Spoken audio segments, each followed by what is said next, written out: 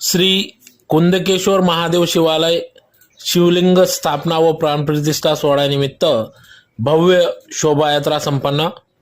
याबाबत वृत्त असे की आज दिनांक 7 ऑगस्ट 2024 रोजी सकाळी 8 वाजता धुळे शहरातील एकविरा देवी मंदिर ते श्री कुंदकेश्वर महादेव शिवालय या ठिकाणी या शोभायात्रेचा समारोप करण्यात आला।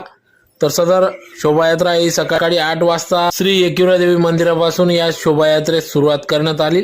तर यावेळेस 108 सुवासिनी व कुमारिका कलश यात्रा या ठिकाणी काढण्यात आली। तर अतिशय ढोल ताशांच्या गजरात डीजेच्या तालावर नाचत गाजत सदर शोभायात्रा संपूर्ण उपूर परिसरातून काढण्यात आली। तर दिनांक 8 ऑगस्ट 2024 रोजी सकाळी 8 वाजता शांतीपाठ, प्रायश्चित, प्रधान संकल्प, गणपती पुण्यवाचन,